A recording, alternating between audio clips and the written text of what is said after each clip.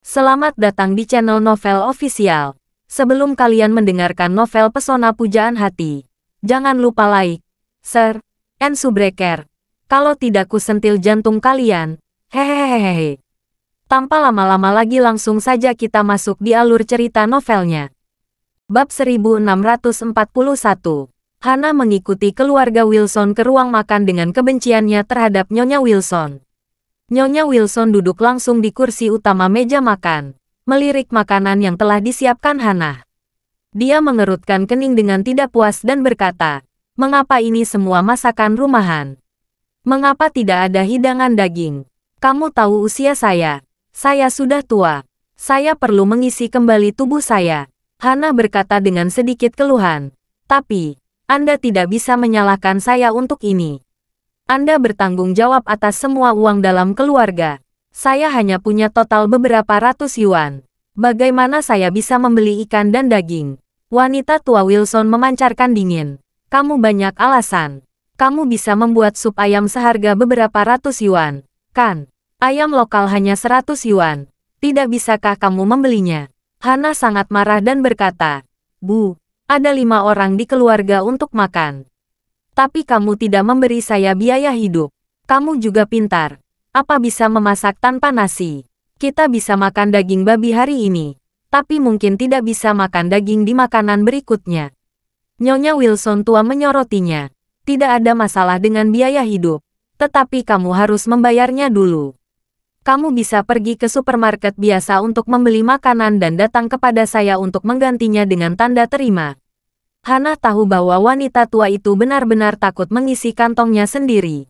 Hana merasa sedikit jijik ketika dia berpikir bahwa dia mungkin harus membayar ratusan dolar untuk belanjaan setiap hari dan berdamai dengan wanita tua itu untuk penggantian. Tapi dia tidak menunjukkannya. Dia hanya berkata dengan santai, "Oke, karena kamu tidak keberatan dengan masalahnya, mari kita menghitung sekali mulai sehari sekarang." Wanita tua Wilson tersenyum sinis. "Saya tidak keberatan. Saya sangat energik." Hana tidak menjawabnya dengan bijak. Jadi dia mengambil mangkuk dan mengambil 2 gigitan. Wendy, yang berada di sebelahnya, mengutak-atik ponselnya sambil mengambil gigitan kecil. Lalu berkata kepada Nyonya Wilson, "Nenek, bisakah saya mengajukan biaya gambar dengan nenek?" Wanita tua Wilson mengerutkan kening dan bertanya, "Berapa biaya image?" Wendy berkata, "Nenek, lihat, saya juga Direktur Humas Wilson Group sekarang. Direktur Humas biasanya didedikasikan untuk dunia luar. Setelah keluar, itu mewakili citra perusahaan kami. Jadi pakaian saya, bahkan kosmetik dan produk perawatan kulit harus sesuai dengan posisi perusahaan kita." Nyonya Wilson memutar matanya ke arahnya dan berkata, "Jangan bertele-tele. Katakan saja apa yang kamu inginkan." Wendy berkata, "Nenek, saya ingin mengajukan 100.000 yuan untuk membeli tas, pakaian baru, dan beberapa kosmetik dan produk perawatan kulit." 100.000. Nyonya Wilson tertarik dengan dingin. "Apakah kamu benar-benar berpikir uang keluarga kita dibawa oleh angin kencang?" Wendy berkata dengan sedikit sedih, "Nenek, bukan Tuan Web memberi kita puluhan juta, dan perusahaan memiliki banyak dana. 100.000 yuan bukan apa-apa bagi kita." Wanita tua Wilson berkata dengan marah, "Bukan apa-apa. Dengarkan saya dulu. Uang kita selalu habis karena kita selalu merasa bahwa 100.000 dan 200.000 yuan bukan apa-apa. Dan bahkan 1 juta bukan apa-apa. Itulah yang menghancurkan Wilson Group. Jadi mulai sekarang, kita harus memanfaatkan kesempatan ini untuk lahir kembali dari abu. Kita tidak boleh membuat kesalahan yang sama seperti yang kita buat sebelumnya." Wendy juga sedikit tidak senang, dan membungkuk dengan sedikit emosi. "Sudah lama sekali. Saya bahkan tidak memiliki 1 set kosmetik yang layak sekarang. Saya harus keluar untuk membicarakan bisnis sedemikian rupa dengan penampilan acak-acakan. Berbicara tentang pekerjaan yang sama, saya tidak dapat membantu reputasi Wilson Group. Selain itu, tas saya sebelumnya dijual murah untuk hidup, dan sekarang saya bahkan tidak memiliki tas yang bagus. Jadi saya akan tertawakan saat keluar." Wanita tua Wilson mengulurkan tangannya dengan tidak sabar. "Oke, jangan coba-coba menipu saya. Masalah tas mudah diselesaikan. Beli saja yang palsu. Beli Hermes palsu. Itu cukup untuk pengakuanmu. Bab 1642. Pengakuan. Wendy cemas dan tertawa. Saya juga manusia Wilson Group. Ketika saya keluar dan ketahuan mengenakan Hermes palsu, sayang sekali jika seseorang mengetahuinya. Wanita tua Wilson mencibir dan berkata, apa yang kamu tahu sial? Jika kamu memiliki status tinggi dan kamu membawa tas palsu, di mata orang lain itu tetap tas asli. Tapi jika statusmu rendah dan kamu membawa tas asli, di mata orang lain itu tetap dia anggap tas palsu. Wilson Group sekarang adalah nirwana dan terlahir kembali dari abu. Di mata orang luar, Anda, Direktur Humas, secara alami mengandung banyak emas. Bahkan jika kamu membawa tas palsu, orang tidak akan mengira itu palsu. Wendy sangat menekankan, Nenek, jangan lihat saya sebagai Direktur Humas Wilson Group saja. Saya juga cucu perempuanmu. Tidak terlalu banyak untuk memberi saya 100.000 yuan, bukan? Wanita tua Wilson berkata, jangan coba-coba denganku. Saya akan memberi 10.000 yuan. Jika kamu mau, ambil. Jika tidak mau, lupakan saja. Wendy sangat tertekan, tetapi jika dia menolak 10.000 yuan, dia tidak akan memiliki apa-apa. Jadi dia tidak punya pilihan selain menganggukkan kepalanya dan berkata dengan sedih, oke. Baiklah 10.000. Wanita tua Wilson berdeham dan berkata dengan serius. Saya katakan, kali ini, kita harus membuat Wilson Group kembali meraih kejayaannya. Jadikan Wilson Group naik ke tingkat yang baru. Jadi kalian semua harus bekerja dengan semangat. Jangan ada pemikiran hedonistik sama sekali. Itu tidak diperbolehkan. Jika tidak, kalian harus keluar. Apakah kalian mengerti? Kenneth, Harold, dan Wendy tahu benar bahwa wanita tua itu berbicara kepada mereka. Meskipun mereka tertekan, semua orang tidak berani mengutarakan pendapatnya, sehingga mereka hanya bisa mengangguk kesal dan berkata, saya mengerti. Wanita tua Wilson puas. Dia mengubah tangannya. Oke, ayo makan cepat. Aku harus pergi ke perusahaan untuk terus bekerja di sore hari. Semua orang tidak berdaya untuk sementara waktu. Dan mereka hanya bisa dengan jujur menundukkan kepala untuk makan. Pada saat ini, Wendy sedang mengobrak-abrik momen WeChat. Dia tiba-tiba melihat yang diposting oleh Elaine. Wajahnya menjadi pucat. Dia merasakan kebencian di hatinya untuk sementara waktu. Elaine, jalan itu memiliki banyak Hermes. Saya ingin membeli satu, tetapi nenek saya tidak setuju, dan meminta saya untuk membeli yang palsu. Jika saya benar-benar membeli Hermes palsu dan ketahuan ketika Elaine, dia akan mengejek saya. Memikirkan hal ini, semakin dia berduka, semakin marah dia. Elaine adalah mutiara tua. Mengapa menggunakan barang yang begitu mahal? Dia di masa mudanya sekarang dan dia cantik. Mengapa dia tidak bisa menandingi Elaine? Memikirkan hal ini, dia berkata dengan sedih, Nenek, lihat. Apalagi wanita jalang Elaine itu menggunakan Hermes asli. Kenapa aku tidak bisa menggunakan yang asli? Nyonya Wilson meraih telepon dari tangannya, meliriknya, dan berkata dengan marah, sialan Elaine, kamu tahu cara pamer sepanjang hari. Kenneth juga mengambil telepon dan melihatnya, dan menemukan ada foto di dalamnya. Itu adalah selfie yang diambil oleh Elaine dengan tas di punggungnya. Aku akan keluar dan melompat. Ketika Harold memikirkan Elaine, giginya menggelitik karena kebencian. Dan dia buru-buru bertanya kepadanya, Ayah, bukankah kamu mengatakan bahwa kamu akan menghukumnya? Kapan kamu akan memberi jalang bau itu pelajaran? Jangan khawatir, Jacob memancarkan dingin. Kakinya sudah patah dan tinggal di rumah sepanjang hari. Bukan. Kita tidak bisa buru-buru masuk ke rumahnya untuk menghajarnya lagi, kan? Bukankah kita akan menjadi diri kita sendiri? Karena gips di kakinya sudah dilepas, dia pasti akan keluar rumah. Tunggu saja sampai waktunya tiba. Kita ambil kesempatan untuk menerima pelajaran. Bab 1643. Christopher masih sangat membenci Elaine.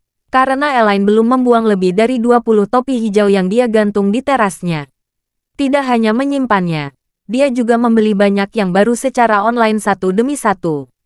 Sekarang totalnya ada lebih dari 30 topi yang tergantung. Setiap hari ketika Christopher masuk dan keluar dari kelas elit Thompson, dia harus melewati rumah Charlie.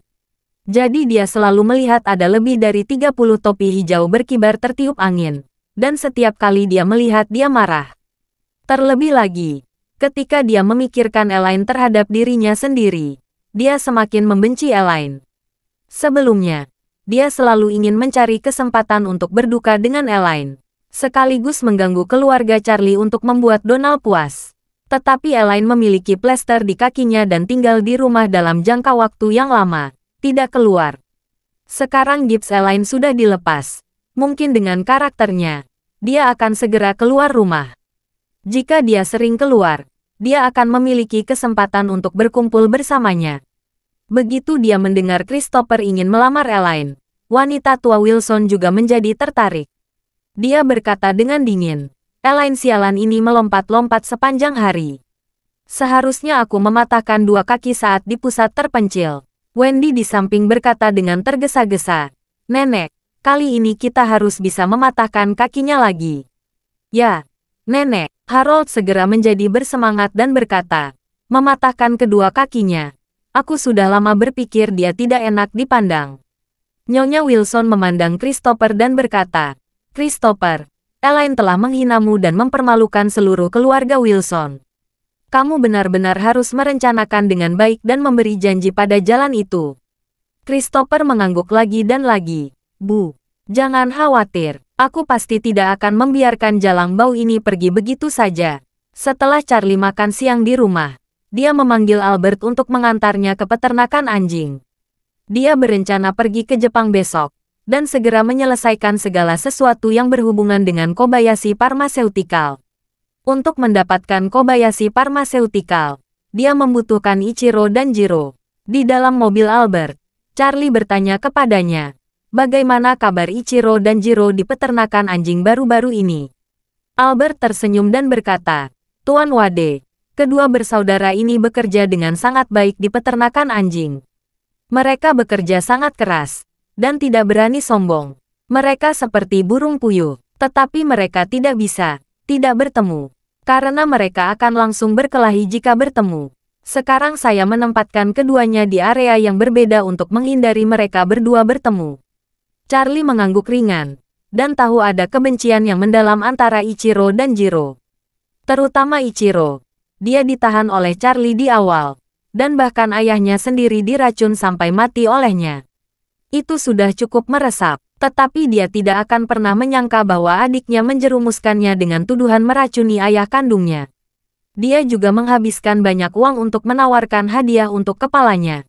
Dapat dikatakan bahwa dia tidak akan memaafkan Jiro sampai kematiannya.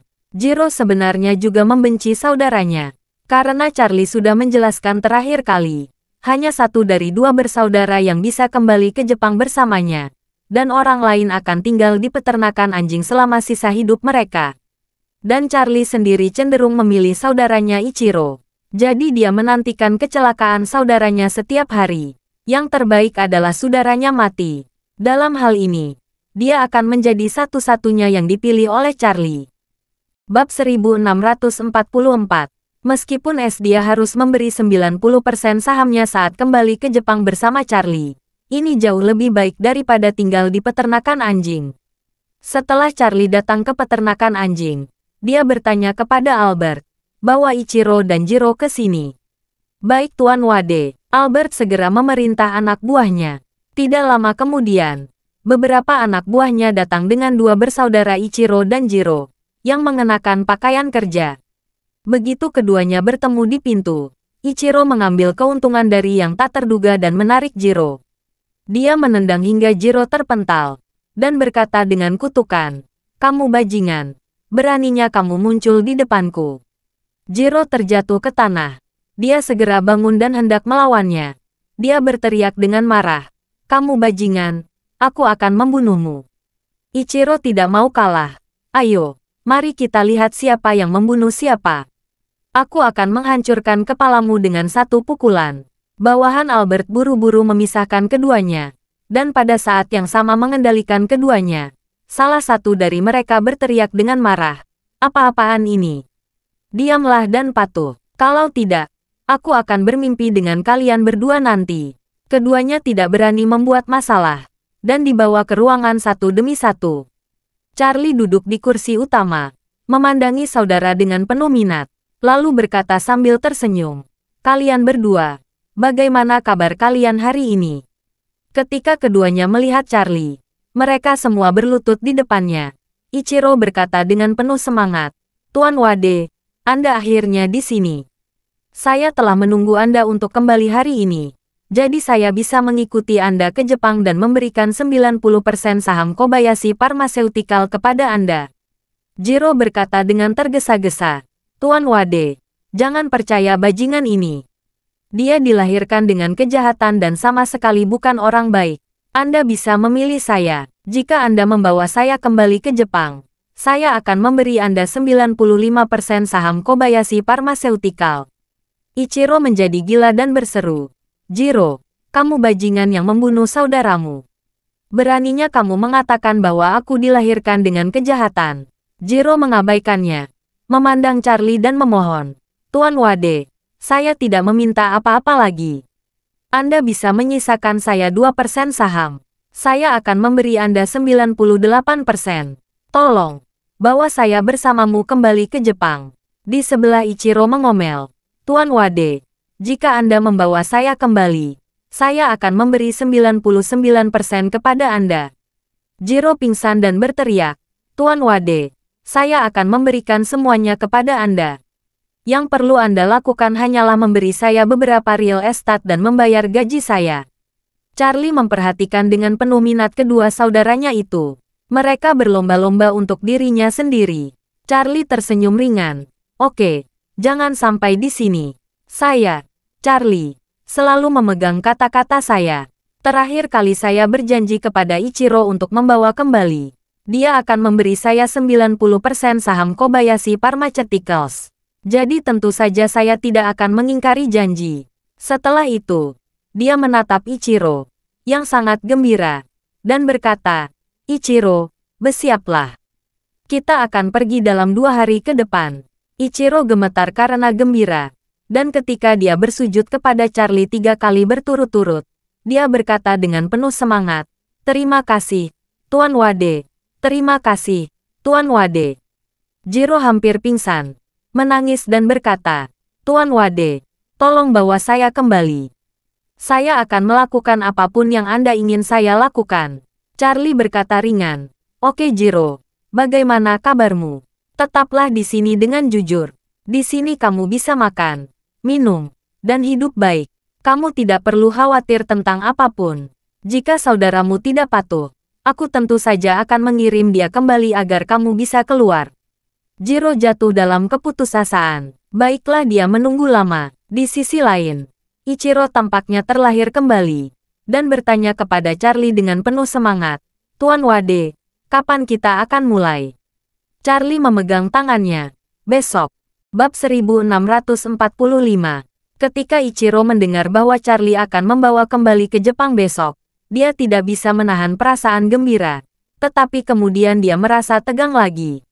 Dia memandang Charlie dan bertanya dengan suara rendah, "Tuan Wade, bagaimana saya bisa meyakinkan publik ketika saya kembali ke Jepang seperti ini?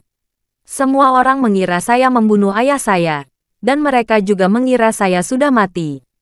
Jika saya tiba-tiba kembali, saya khawatir akan sulit untuk mewarisi Kobayashi Pharmaceuticals secara logistik." Charlie berkata sambil tersenyum, "Ini masalah sepele." Setelah selesai berbicara, dia segera melambai ke Albert. "Albert, atur seseorang untuk menyiapkan kamera dan merekam video pengakuan Jiro. Minta dia mengakui bahwa dia meracuni ayahnya, dan kemudian menawarkan hadiah besar kepada saudaranya untuk mencapai tujuan memonopoli Kobayashi Pharmaceutical." Ketika Jiro mendengar ini, seluruh tubuhnya tampak roboh, dan dia menangis dan berkata, "Tuan Wade, Anda tidak bisa melakukan ini. Bukankah Anda mengatakan bahwa jika kakak laki-laki saya berperilaku buruk, saya akan kembali? Anda memaksa saya mengatakan hal itu sekarang. Bagaimana nanti aku bisa kembali?" Charlie berkata dengan dingin, "Apa yang kamu takutkan? Kalian berdua akan merekam video pengakuan kesalahan nanti. Saudaramu juga bisa disalahkan. dan kamu juga bisa disalahkan. Bukankah itu sempurna? Baik Jiro dan Ichiro sama-sama putus asa. Charlie benar-benar akan miring sampai mati sekarang. Namun, mereka juga sangat jelas bahwa garis hidup dan mati mereka saat ini ada di tangan Charlie. Jika mereka benar-benar melawannya, kemungkinan besar mereka akan mengalami bencana. Jadi mereka berdua hanya bisa menganggukkan kepala dengan jujur, dan dibawa oleh orang-orang yang diatur oleh Albert ke kamar kosong di sebelah untuk merekam video. Pada saat ini, Charlie menelepon putra Matilda, Paul, dan segera setelah dia muncul, dia bertanya kepadanya, "Paul, apakah kamu ada kesibukan beberapa hari ke depan?" Paul buru-buru berkata, "Tuan Wade, apa perintah Anda?" Charlie berkata, "Itu yang saya katakan sebelumnya. Temani saya ke Jepang untuk menyelesaikan masalah transfer saham Kobayashi Pharmaceutical dan menyelesaikan prosedur hukum yang relevan." "Tidak masalah," Paul menjawab singkat. "Jam berapa saya harus pergi?" "Aku akan berkemas dan aku bisa pergi bersamamu," Charlie berkata sambil tersenyum. "Besok, kita akan pergi lebih awal." "Oke," Paul berkata. "Kalau begitu aku akan memesan tiket pesawat." "Dengan siapa kita akan pergi?" Charlie berkata dengan santai. "Kamu tidak perlu memesan tiket. Aku akan menyapa Ishak dan bertanya untuk mengatur jet pribadi." "Baiklah." Kemudian, Charlie menutup telepon dan menelepon Ishak. Keluarga Wade memiliki bisnis besar, dan ada jet pribadi di Aurus Hill yang khusus disediakan untuk Ishak jika ada penggunaan sehari-hari. Begitu Ishak mendengar Charlie akan pergi ke Jepang, dia segera mengatur kru jet pribadi untuk mengajukan rute penerbangan dan waktu lepas landas. Pada saat yang sama, dia berkata kepada Charlie, "Tuan, Anda akan pergi ke Jepang kali ini, dan Anda tidak terbiasa dengan situasi Jepang. Saya akan pergi menemani Anda. Saya juga memiliki beberapa persahabatan dengan banyak perusahaan dan keluarga Jepang. Jika Anda membutuhkan sesuatu, saya juga akan membantu Anda untuk kenyamanan Anda." Sejak dia kembali dari membunuh 8 Raja Surgawi di Gunung Golmin, Ishak telah mengikuti Charlie dengan sepenuh hati dan menganggap Charlie sebagai satu-satunya kesenangan. Charlie juga dapat melihat bahwa Ishak sekarang 100% kredibel dan sepenuhnya di bawah kendalinya. Ishak ingin ikut ke Jepang. Charlie tidak setuju. Jadi, Charlie berkata kepadanya, "Baiklah, kamu atur pesawatnya. Juga atur 2 atau 3 orang yang cakap untuk pergi bersama kita." Dengan mengatakan itu, Charlie melirik Albert dan bertanya kepadanya, "Albert, apakah kamu punya kesibukan beberapa hari ke depan? Jika tidak ada urusan, pergilah ke Jepang bersamaku." Terima kasih sudah mendengarkan cerita novel Pesona Pujaan Hati. Sampai jumpa di novel selanjutnya.